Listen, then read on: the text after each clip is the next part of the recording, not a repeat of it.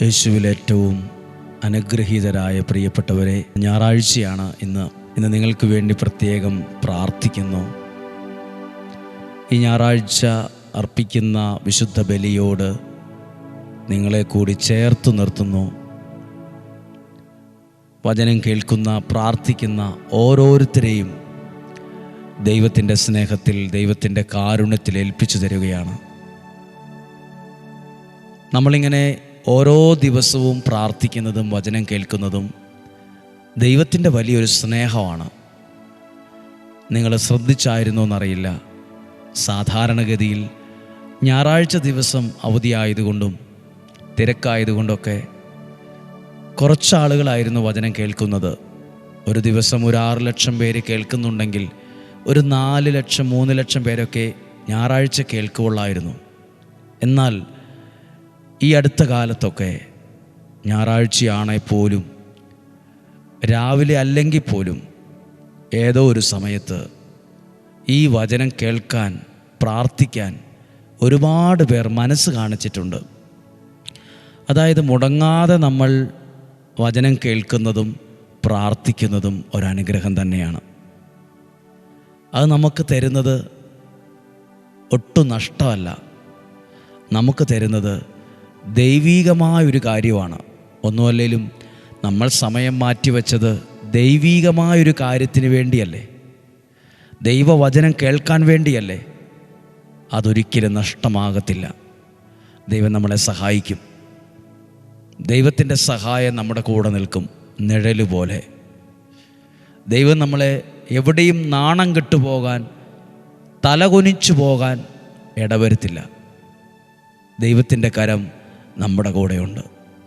നമുക്കിന്ന് ഒത്തിരി പ്രതീക്ഷയോടെ, പ്രാർത്ഥനയോടെ ഞായറാഴ്ച ദിവസം വചനം കേൾക്കാം. പുറപ്പാട് പുസ്തകം 3-ാം അധ്യായം 23 മുതലുള്ള വാക്യം. കുറേ കാലം കഴിഞ്ഞ് ഈജിപ്തിലെ രാജാവ് മരിച്ചു. അടിമകളായി കഴിഞ്ഞിരുന്ന ഇസ്രായേൽ മക്കൾ നെടുവീർപ്പെട്ട് നിലവിളിച്ചു. അപ്പോൾ അവിടെ നിന്ന് ഉയർന്നത് സന്തോഷത്തിൻ്റെ ശബ്ദമല്ല, നിലവിളി. കാരണം അത്രയും ദുഃഖവും വിഷമവും പീഡനങ്ങളുമായിരുന്നു ആ രാജ്യത്ത് ഇസ്രായേൽ മക്കൾ അനുഭവിച്ചു കൊണ്ടിരുന്നത്. അവർ നെടുവീർപ്പെട്ട് നിലവിളിച്ചു. നിലവിളി ഉയരത്തക്ക വിധമുള്ള പ്രശ്നങ്ങളായിരുന്നു അവിടെ. അവരുടെ നിലവിളി ദൈവസന്നിധിയിലെത്തി. അവരുടെ പ്രാർത്ഥന ദൈവസന്നിധിയിലെത്തി. 24-ാമത്തെ വാക്യം. ദൈവം അവരുടെ ദീനരോദനം ശ്രവിക്കുകയും അബ്രാഹത്തോടും ഇസഹാക്കിനോടും യാക്കോബിനോടൊക്കെ ചെയ്ത ഉടമ്പടി ഓർമ്മിക്കുകയും ചെയ്തു. അവരുടെ ഒരു പ്രതിസന്ധിയിൽ ഉണ്ടായ നിലവിളി ദൈവസന്നിധിയിലെത്തി. എൻ്റെയും നിങ്ങളുടെയും പ്രാർത്ഥന, എൻ്റെയും നിങ്ങളുടെയും ദയനീയ അവസ്ഥ ദൈവസന്നിധിയിലെത്തും. ദൈവസന്നിധിയിലെത്തി. ഇനി ഈ പ്രാർത്ഥിച്ച ഈ ദയനീയ അവസ്ഥയായിരുന്നു ഇവരുടേത്. നിലവിളിയായിരുന്നു ഉയർന്നത്. ഇനി ഈ ഇസ്രായേൽ ജനത്തിൻ്റെ അവസ്ഥ ഏത് വിധത്തിലായി എന്ന് പുറപ്പാട് പുസ്തകം 11-ാം അധ്യായം 3-ാമത്തെ വാക്യം നോക്കി. പുറപ്പാട് 11-ാം അധ്യായം 3-ാമത്തെ വാക്യം. ഈജിപ്തുകാർ ഇസ്രായേൽക്കാരെ ബഹുമാനിക്കാൻ കർത്താവിടയാക്കി. അപ്പുറത്തോ അവരെ ഇടിച്ച്, അവരെ പണിയെടുപ്പിച്ച്, അവിടെ നിന്ന് ഉയർന്നത് ദയനീയ അവസ്ഥയെ നിലവിളിയാണ്. ഭയങ്കര ദയനീയ അവസ്ഥയായിരുന്നു. ഇതേ ഈജിപ്തുകാർ ഇപ്പോൾ ഇസ്രായേൽക്കാരെ ബഹുമാനിക്കാൻ, അംഗീകരിക്കാൻ ദൈവം ഇടയാക്കി.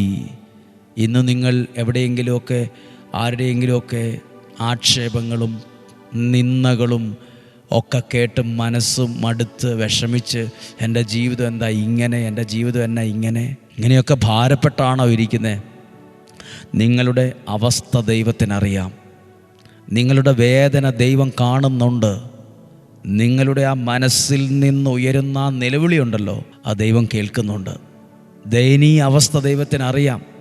കേവലം പ്രാർത്ഥന കേൾക്കുന്നു മാത്രമല്ല കേട്ടോ, ആ അവസ്ഥയെ മാറ്റി അതേ ഈജിപ്തുകാർ ഇവിടെ ഇസ്രായേൽക്കാരെ ബഹുമാനിക്കാൻ ആരിടയാക്കി?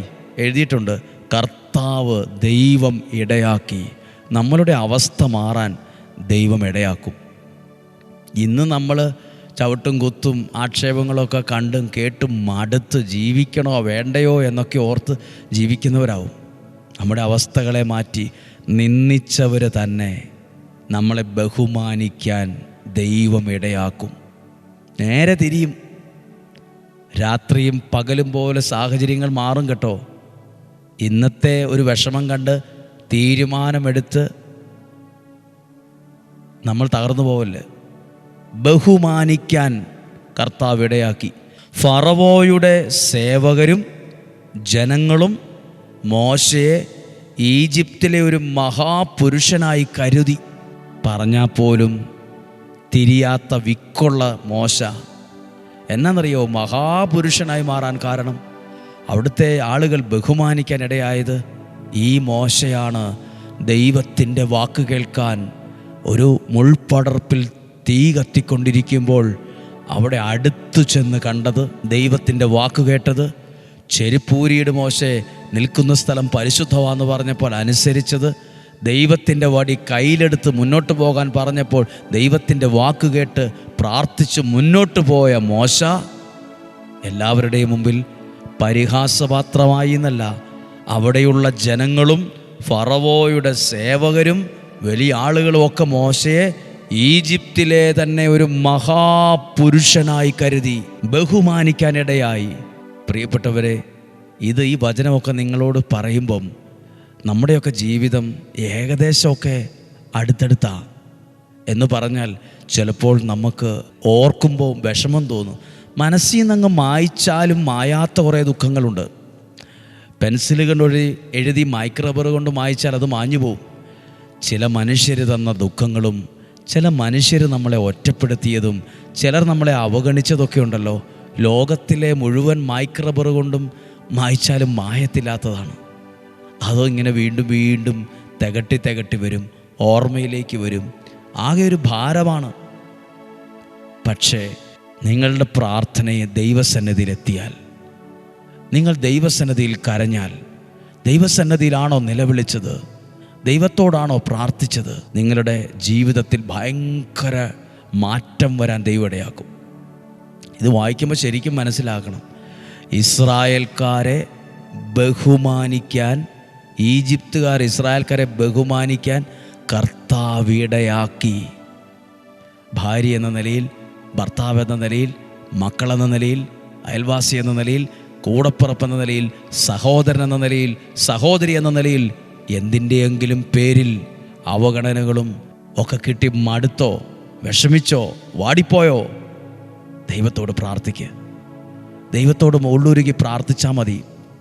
നിന്ദിച്ചവർ നാളെ നമ്മളെ ബഹുമാനിക്കാൻ ഇടയാകും. ദൈവം അതിനുള്ളൊരു സമയം തരും. ദൈവം അതിനുള്ളൊരു അവസരം ഒരുക്കും.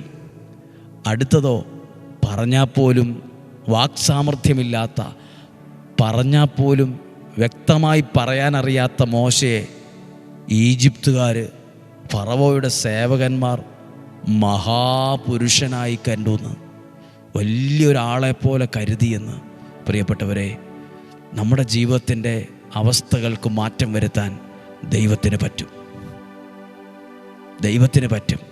സാമ്പത്തികമായി വീടില്ല, സാമ്പത്തികം കുറവ്, ഇങ്ങനെയൊക്കെ വിഷമിക്കുന്നവർ എന്നെ കേൾക്കുന്നവരുണ്ടോ? അവരുടെ മക്കളോടൊക്കെ പറയട്ടെ, നിങ്ങളുടെ മക്കളിലൂടെ നിങ്ങളുടെ വീട് ഒത്തിരി അനുഗ്രഹിക്കപ്പെടും.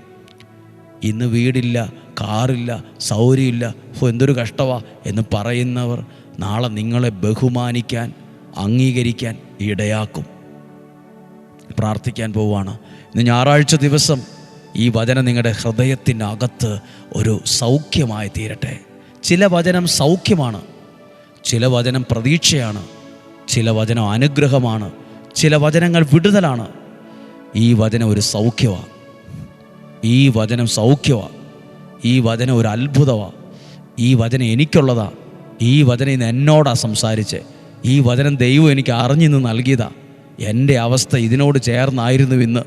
ഇന്ന് എന്നോട് സംസാരിച്ചതിന് നന്ദി. എൻ്റെ ജീവിതത്തിൽ ഇടപെട്ടതിന് നന്ദി. എന്നെ സ്നേഹിച്ചതിന് നന്ദി, എന്നെ പരിഗണിച്ചതിന് നന്ദി. പലപ്പോഴും തകർന്ന് തരിപ്പണമായ ഒരാളായിരിക്കും ജീവിതത്തിൽ. പക്ഷെ നാളെ സാഹചര്യങ്ങളെ മാറി ദൈവം നിങ്ങളെ ഉയർത്താൻ ഇടയാകും. അപ്പോൾ പലരും അത്ഭുതത്തോടെ നിങ്ങളെ മാനിക്കാൻ ഇടവരുത്തും. മോശയെ മഹാപുരുഷനായി കരുതിയെന്ന് ഫറവോയും ജനങ്ങളും മുഴുവൻ. ദൈവത്തിന് നിങ്ങളുടെ ജീവിതത്തിൽ വലിയ കാര്യങ്ങൾ ചെയ്യാൻ പറ്റും. നമ്മുടെ കർത്താവ് ഈശോ മിശിഹായുടെ കൃപയും പിതാവായ ദൈവത്തിൻ്റെ സ്നേഹവും പരിശുദ്ധാത്മാവിൻ്റെ സഹവാസവും നിങ്ങളോടുകൂടെ ഉണ്ടായിരിക്കട്ടെ. കർത്താവ് ഞങ്ങളുടെ അത്ഭുതകരം നീട്ടണമേ, അടയാളങ്ങൾ ചെയ്യണമേ, രോഗശാന്തികൾ സംഭവിക്കണമേ. കർത്താവ് ഈ വചനത്തിനകത്തുള്ള ആത്മീയ മർമ്മം മനസ്സിലാക്കാൻ കഴിഞ്ഞതിന് നന്ദി. ആ ആത്മീയ ദൂത് ലഭിച്ചതിന് നന്ദി. രോഗങ്ങൾ, അപകടങ്ങൾ, ദുർമരണങ്ങൾ, മുപ്പെത്താത്ത മരണങ്ങൾ എല്ലാം മാറിപ്പോകട്ടെ. ചതിയിൽ നിന്നും വഞ്ചനയിൽ നിന്നും നിരാശയിൽ നിന്നും ദൈവം നമ്മെ സൂക്ഷിക്കട്ടെ. ദീർഘായുസ്സും ആരോഗ്യവും സന്തോഷവും സമാധാനവും തരട്ടെ. ഇന്ന് ഞായറാഴ്ചയാണ്. നല്ലൊരു ദിവസം നിങ്ങൾക്ക് ആശംസിക്കുന്നു. ദൈവം നിങ്ങളെ അനുഗ്രഹിക്കട്ടെ. ഈ വചനം കേൾക്കുന്നവരെയും അയച്ചു കൊടുക്കുന്നവരെയും സ്റ്റാറ്റസ് ഇടുന്നവരെയും വചനം എഴുതി വെച്ചവരെയും സകലരെയും അനുഗ്രഹിച്ച് പ്രാർത്ഥിക്കുന്നു. ഇപ്പോഴും എപ്പോഴും എന്നേക്കും ആമേൻ. ദൈവം അനുഗ്രഹിക്കട്ടെ. ഈ വചനം സാധ്യമോ എല്ലാവർക്കും അയച്ചു കൊടുക്കുക. ഈ വചനത്തിലൂടെ വലിയ സൗഖ്യമുണ്ടാകട്ടെ. ദൈവം നിങ്ങളെ അനുഗ്രഹിക്കട്ടെ. നാളെ തിങ്കളാഴ്ച ദിവസം മറക്കാതെ 5:30 തന്നെ ഒരുമിച്ച് കാണാൻ, ഒരുമിച്ച് കേൾക്കാൻ ഒക്കെ ഭാഗ്യം ഉണ്ടാകട്ടെ. നാളെ കാണുന്നത് വരെ കണ്ണിലെ കൃഷ്ണമണി എന്ന പോലെ സ്വർഗത്തിലെ ദൈവം കാത്തു സൂക്ഷിക്കട്ടെ. ആമേൻ.